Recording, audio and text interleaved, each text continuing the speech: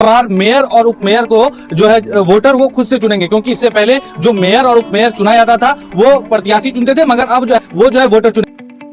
हम घर घर जाके मिल रहे हैं, सबसे अब बोल रहे हैं कि आप क्या ट्रैक्टर छाप में वोट दीजिए। आपको पहली बार मौका मिला है अपना मेयर चुनने का, कि आप हमको आशीर्वाद दीजिए, हम आपको काम करेंगे। यदि हम भी नहीं किए तो अगला बार आप हमको भी नहीं चुनिएगा। अगर आपको मौका देते, वोटर अगर आपको मौका देते तो आपकी प्राथमिकताएं क्या होगी? जैसे कि अभी हम ठीटाबाड़ी वार्ड नंबर 3 में घूम रहे हैं, वहाँ हम अमीराबाद अभी गए थे, वहाँ रोड नहीं था, इसलिए पूरा कहीं गड्ढा है, कहीं ऊंचा, हमको भी चलने में दिक्कत हो रही थी। तो मेरी उस वार्ड में मेरी प्राथमिकता रही कि पहले हम रोड बनाएं। कटिहार की एक बड़ी समस्या है जल जमाव की और जाम की। ये एक बहुत बड़ी समस्या है, इससे लोग हर साल और हर दिन जूझते हैं। तो इसको लेकर कुछ सोचा आपने, कैसे दूर करें? हमें नॉमिनेशन के समय भी मीडिया वाले ने हमसे पूछा था, पहले भी हमको दिक्कत हुई है, जाम में तो हमको भी दिक्कत हुई है कि हम भी कभी 4 व्हीलर से आए हैं, तो दोनों तरफ गाड़ियां रहती है, क्योंकि पार्किंग नहीं है। कटिहार के किसी भी बाजार में पार्किंग नहीं है, तो दुकान वाले अपना गाड़ी लेके आते हैं, कस्टमर भी अपना गाड़ी लेके आता है। जिनके पास 4 व्हीलर है वो 4 व्हीलर है, लेकिन दोनों तरफ गाड़ियां रहने की वजह से एक तरफ से गाड़ी आई और दूसरी तरफ से जा रहे हैं तो जाम हो जाता है। नगर निगम बने हुए इतना साल हो गया, मगर अब तक जो है पूरे नगर निगम में कहीं भी महिलाओं के लिए सार्वजनिक शौचालय तक नहीं है। ऐसे में महिलाएं जो बाजार जाती है उनको काफी परेशानी होती है, उनके लिए क्या सोचा है? तो बाजार जाते हैं, सभी महिलाएं जाती है, पुरुष भी जाते हैं, लेकिन कहीं भी वॉशरूम का व्यवस्था नहीं है। जब हम लोग को वॉशरूम का फील हो जाता है, बहुत देर मार्केट में लग जाता है, तो हम लोग जो जिसके साथ जाते हैं, जो गोतनी जाते हैं, बहू जाती है, बेटी जाती है, समाज तक जाते हैं, तो हम लोग को फील होता है, किसी को फील होता है, हम सोचते कि वॉशरूम जाना है तो फंस जाए। तो कभी दुकान वाले से पूछते क्या यहाँ पर है, तो वो लोग बोलता है नहीं मैडम वहाँ तो नहीं है। सब किसी के घर चलते हैं, संभव हो पाता है तो घर जा पाते हैं, बाजार में बीच बाजार में घर कहाँ है तो नहीं जा पाते हैं। हम लोग छोड़ो आज नहीं करेंगे, हम लोग चलो घर चल जाते हैं, और आधा काम में लौटना पड़ता है। सबको यह समस्या सबको होता होगा। गाँव से जो लोग आती हैं उनको तो ज्यादा ही होता है, हम लोग तो शहर के हैं जो 3-4 घंटा के लिए बाजार जाते हैं। लोग सुबह जो बाजार आती है गाँव की महिलाएं और कहीं वॉशरूम है, उनको तो बहुत परेशानी है। इसलिए मैं पहले वॉशरूम भी पहले बनवाऊंगी।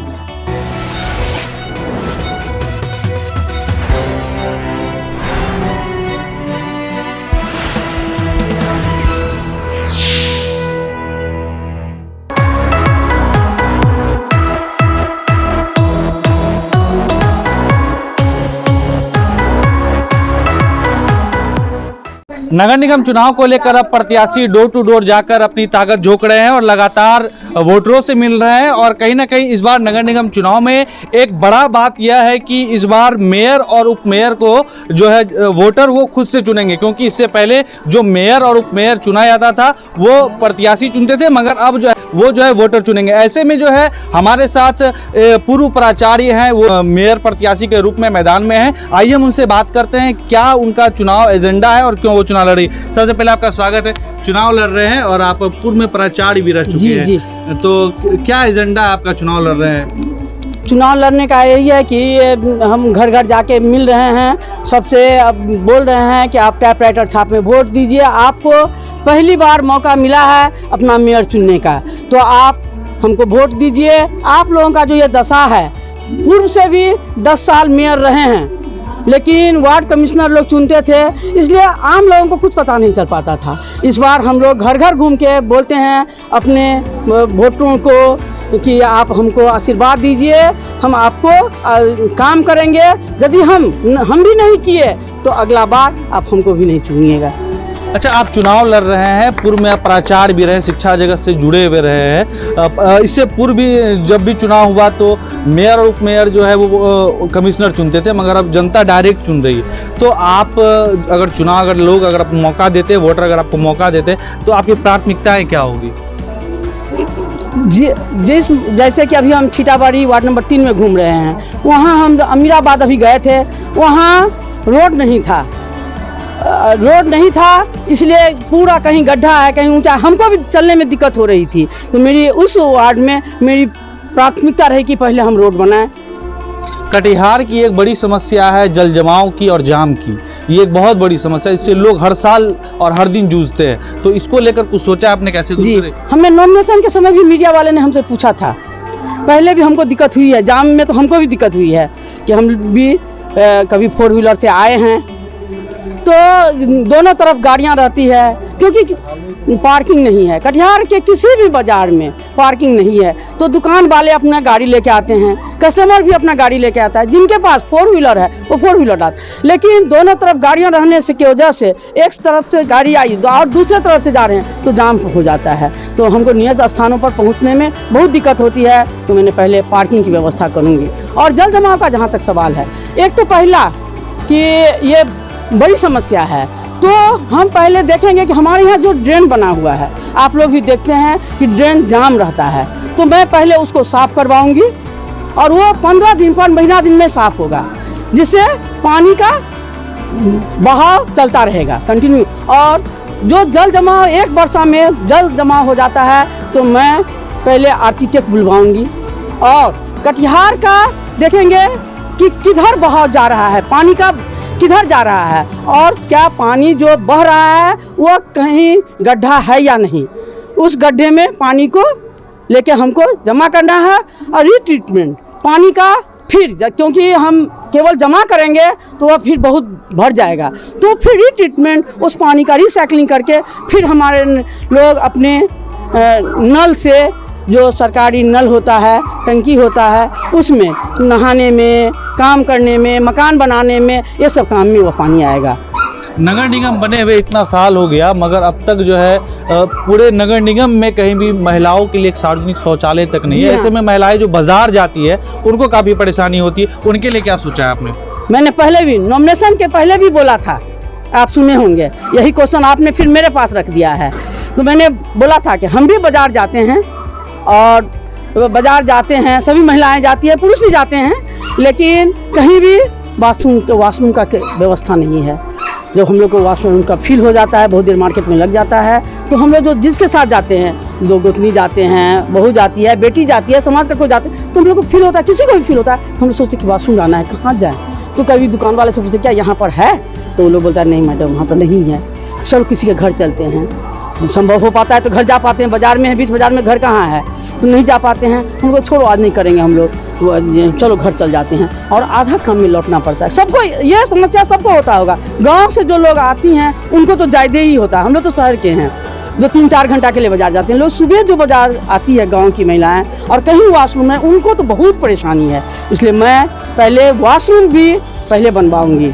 नगर निगम पर एक आखिरी सवाल है। नगर निगम पर हमेशा से भ्रष्टाचार का आरोप लगता रहा है। लोग अगर एक कागज में हस्ताक्षर करवाने के लिए भी जाते हैं तो उन्हें घंटों इंतजार करना पड़ता है, या तो बिना उन्हें कुछ रुपए दिए हुए वो कागज साइन नहीं हो पाते। इस भ्रष्टाचार पर कैसे रोक लगाएंगे आप? नॉमिनेशन के समय भी आप लोगों ने फिर मेरा हमसे क्वेश्चन किया था। मैं नगर निगम को हम सेवा निगम बनाऊंगी, सेवा का केंद्र होगा वो, वहाँ किसी को पैसा नहीं लगेगा, हर काम के लिए बोर्ड लगा रहेगा कि यहाँ पर आपका प्रमाण पत्र बनेगा, वहाँ पर आपका मृत्यु प्रमाण पत्र बनेगा, वहाँ पर आपका मकान का नक्शा पास होगा। वो खुद वहाँ जाएंगे और जो शुल्क है नगर निगम का, जो शुल्क है मत वही लगेगा और उनका काम होगा। जहाँ कहीं भी कॉलेज में भी स्कूल में भी यदि हेडमास्टर ईमानदार होता है, स्वच्छ होता है, तो स्ट्रिक्ट होता है, तो वहाँ काम अच्छे से होता है। नगर निगम में भी यदि मेयर साफ सुथरा होगा, स्वच्छ होगा, ईमानदार होगा, तो वहाँ के सारे लोग इसमें बदलते हैं। एक आखिरी सवाल है आपसे मेरा कि ये नगर निगम चुनाव है और इस बार मेयर और डिप्टी मेयर डायरेक्ट पब्लिक चुन रही है, और इस बार लोग चाह रहे हैं कि जो कि नगर निगम को नरक निगम भी लोग पहले बोलते थे, मगर उससे छुटकारा मिले, इसलिए लोग चाह रहे हैं कि कोई ऐसे कैंडिडेट को चुने जो उसका दुख समझे, दर्द को दूर करे। तो आपसे क्या उम्मीद कर सकते हैं लोग? देखिए, हम डॉक्टर राम प्रकाश महतो की पत्नी हैं। उन्होंने 40 साल से कटिहार की सेवा की है, सभी लोग की सेवा, सब लोग उनको जानते हैं और उनकी ईमानदारी को भी जानते हैं। आप जानते हैं कोई भी घर ईमानदार तभी रह सकता है जब उसकी पत्नी ईमानदार हो। पति तभी ईमानदार रह सकता है जब इनकी पत्नी ईमानदार हो, उसकी अलग से ख्वाहिश नहीं हो। तो आप डॉक्टर राम प्रकाश महतो के बारे में जानते हैं, वो ईमानदार हैं, तो आप हमारा भी जानते होंगे, हम ईमानदार होंगे। आप, मैं कॉलेज में भी सर्विस की हूँ, प्राचार्य भी रही हूँ। आप कॉलेज के भी कभी किसी भी शिक्षक आप जाते ही हैं मीडिया वाले हैं तो हर जगह जाते हैं, तो एक बार मेरे कॉलेज में भी जाइएगा और मेरा कार्यकाल कैसा रहा, हम किस तरह से अपना कि एक पैसा भी किसी को नहीं लगा। जो किरानी वगैरह कभी लेते भी थे नामांकन के समय, फॉर्म भरने के समय, रजिस्ट्रेशन के समय, पान पुड़िया के बारे में मैंने उस पर भी रोक लगाई। और जब हम पहले भी बोले, जिस जगह का गार्जियन ईमानदार होगा वहाँ से चोरी अपने आप धीरे धीरे साइड ले लेती है।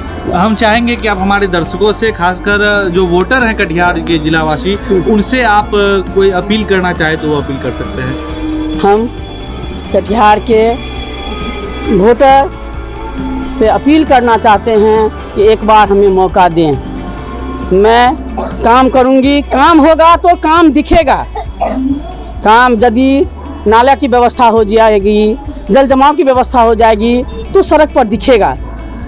यदि नहीं दिखा, हम भी नहीं काम किए, तो अगली बार हमको तो आने का भी मुंह नहीं रहेगा, और नहीं किए तो आप लोग हमको भी मौका नहीं दीजिएगा। क्या नाम बताएं मैडम? मेरा नाम मीना कुमारी, 11 क्रमांक 11, टाइपराइटर मेरा छाप है।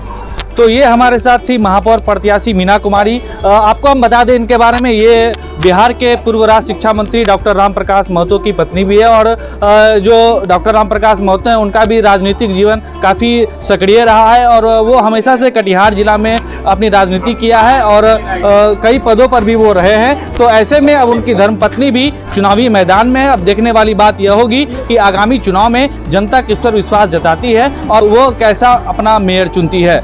Manish Kumar, Kosi star news, Katihar.